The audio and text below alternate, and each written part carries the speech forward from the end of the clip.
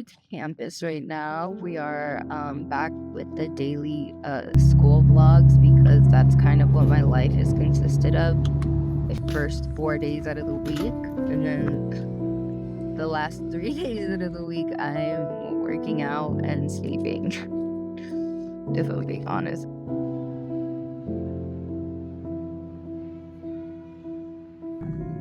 This thing has made me cry.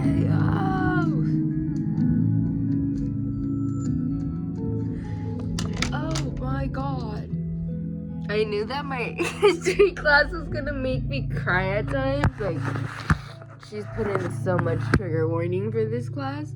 But oh my god, I didn't think this one video on YouTube, let alone from Cut. Well, it's from Cut. I should have expected it. It has me bawling over the word feminist. This week we're learning about the F word, and the F word is feminism. My baking and my music is playing, so this is the last you will hear from me.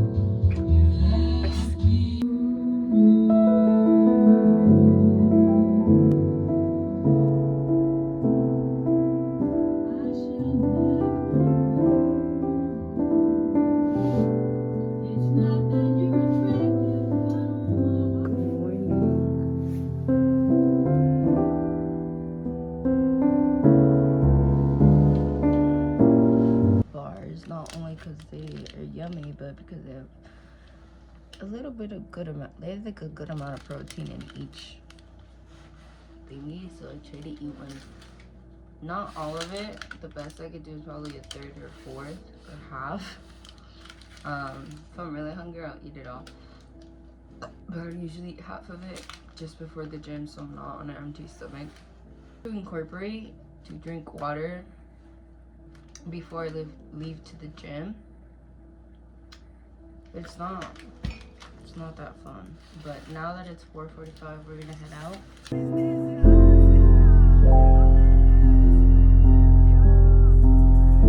How pretty the sunrise is.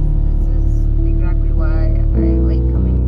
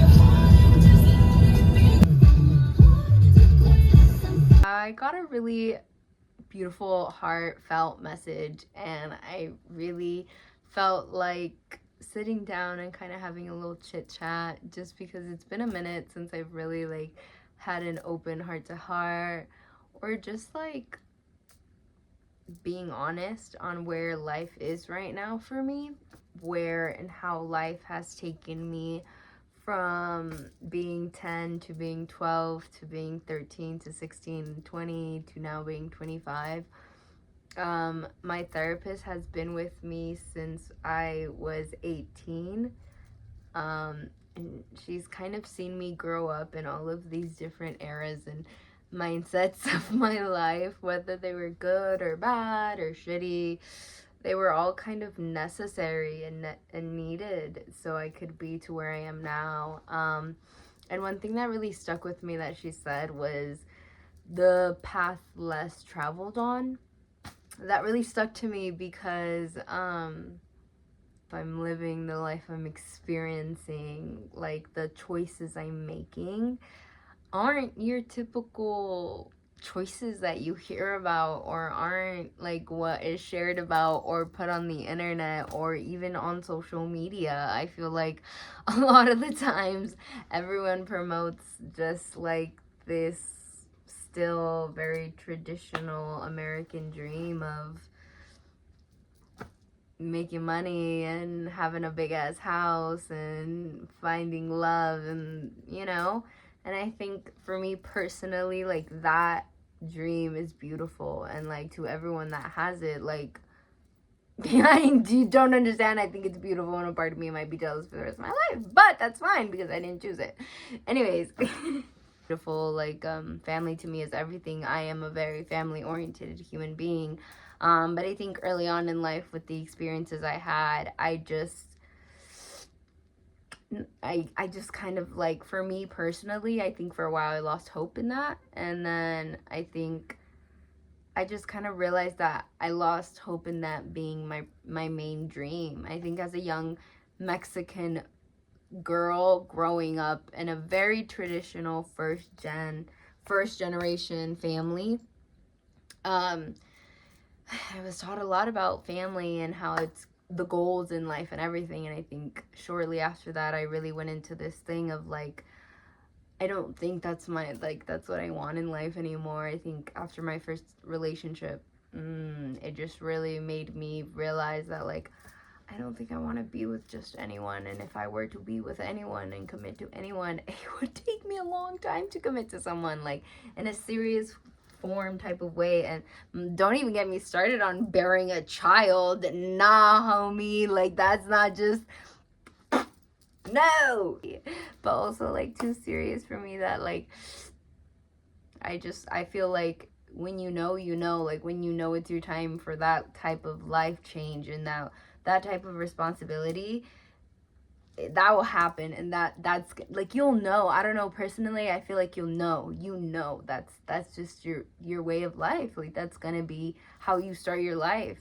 When I lost my dad, it really shook me, and it made me kind of like reevaluate who I wanted to be, what my morals were, my values were, what I wanted from life. And it quickly showed me how I did not want to have a ordinary traditional life. I wanted to have very unique experiences to me. I really wanted to go out into the world, and I wanted to see what was this world like. I wanted to understand.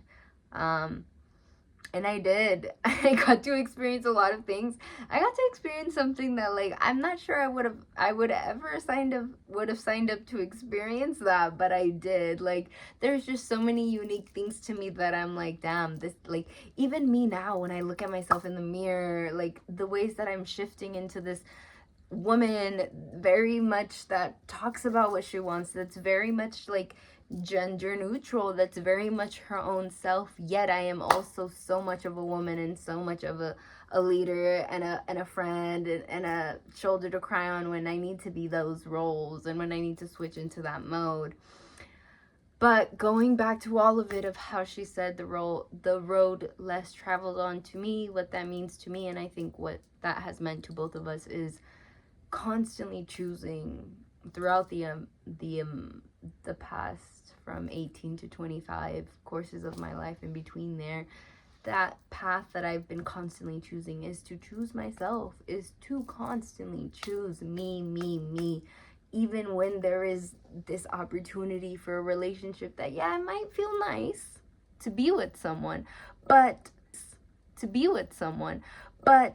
you know down the line it's just gonna cause you much more of a longer healing journey. It's gonna cause you so much more things than just that little constant pleasure that you're gonna feel in that moment for who knows how long. And I think life has showed me that example in many different ways, from environment to people to lifestyles to careers to everything, to hobbies, anything you can think of. Like, I've experienced that, and I think each experience has led me to me being like, no, I'm gonna choose what I think is best for me, because at the end of the day, I want to create a foundation, I want to create a life, I want to create a home solely based off what I feel is that. Create a career, create a company, create whatever it is that I'm wanting to create solely based off what I feel, and not because someone or something can jeopardize that and make me switch everything. Like, whether we are aware of it or not, our loved ones and the people we want to have a very close relationship with influence our choices, influence our way of life, and influences the choices we want and the decisions we make and where our life will go. And I think a lot of the times I lived with the influence and me thinking what that would do for others. How will that affect others? Well, maybe I shouldn't do this because later in life I'm gonna want to be this and this and this. But it's like, no, I don't know. For me, I've cut that out now. I guess an example I can give you guys, in case this is kind of getting all over the place, is like when I was a young girl, probably like 18. I said, and I remember this day, I remember this time of my life so fucking clearly, and it's crazy to know that I experienced this myself. My own thoughts at some point were like this, but I remember being 18 and being stupid in love, and and telling myself, like, oh, I shouldn't pick these cool ass liberal art majors that I think are cool, like psychology or philosophy or anything like that, that will cost me to be in school for more than 2-3 years, because I want to be a mom. And if I want to be a mom, I have to, dedicate myself to being pregnant. And I have to, in my head, I was like, that means I will be at home with kids and blah, blah, blah. And I won't give myself a time for a future or for knowledge or for anything like that. And I think that's what I meant by I would influence, or I would have little moments where I would tweak things, not because I wanted it, but because in my head I was like, the anxiety of like, if I don't tweak this now, it will never happen for me in the future. You get me? So I think after I turned 25, I'm not gonna lie, it really was after I turned 25. Y'all be thinking that like this frontal lobe thing is not real. It's real as fuck. That moment and these awakenings, and I turned 25, and I finally was able to really kind of sit with myself and be like, okay, you've experienced so much. Now it's kind of time for you to be like, now which of all of these experiences do you want to kind of be more in the day-to-day life? Which of these lifestyles do you think are gonna help you to your higher self, to meet this version of you, to heal humanity, to be something for humanity? And that's when it shifted for me, and I really had this awakening. And I also just had these moments of like, wow, me as an individual, me as a woman, me as an indigenous woman in particularly, because of the life we're in right now, me being an indigenous woman, I should continue to choose myself and advance my knowledge, create a business, create wealth for me and my generations to come, create this image for some young indigenous girl that one day can look up and be like, yo, look at all of these things now that I did, because I would have never gave myself this opportunity if it wasn't for me to look around and be like, yo, we need more of this. And in a great way, not in this greedy, hungry type of way. And that's when I realized I'm want to choose the path where I go to school, where I become a boss ass bitch, where I'm literally a boss woman and I run my shit and I do what I want and I get to travel and I get to do this. And there came a point where I had to be like, and if that means come down to determining things and making choices and being real with myself, of like, if these things do not happen in my life, that does not make me any less more successful, any less more happy, any less more this for myself. If it did, then I had to stop and ask myself to readjust things, right? But I think deep down in my soul, I felt that like, I want myself to see that I am worthy of dreaming the highest dream and capable of doing it in whatever kind of environment, whatever kind of lifestyle I'm put up with. I'm put in, pretty much. And so that's where we are here. And history, I want to be a part of the right history. And I don't mean history books. I mean like spoken history. I mean like things that are remembered through your family, through your ancestors, through anyone. And I think that comes through our experiences and through our stories with everyone around us. And one thing I want to be able to say is that I was physically there, you know, to speak and to say that like I am a proud daughter of two immigrant parents. You know, I'm a proud daughter of an indigenous man and woman, and I myself am indigenous, and nothing can change that, and nothing will change that. And because I am indigenous, because I am this, and because of the way my family raised me, I choose to do this. I choose to choose myself. I choose to create a life. I choose to create something that only I can see. And if any of this made you feel like, I kind of relate, or I kind of understand where you're coming from, I really urge you to go within, to find a way to really have a way to find self-discovery. Start slow, get a journal, go outside, try something new, even though it's so fucking uncomfortable, even though your anxiety and your thoughts might freak you out. Sit down, listen to those thoughts, and tell yourself how all of that fear, all of that noise, that's just what it is. It's noise. When you come back home to yourself, when you realize that you'll actually feel good about yourself after all of that, like, it's worth so much. So with that being said, I'm going to continue to experience life. I'm going to continue to be present and be a part of the community and stay strong and see where that takes me, and continue to document and share my thoughts along the way. So until then, I will see you guys soon. Peace and love, my angels.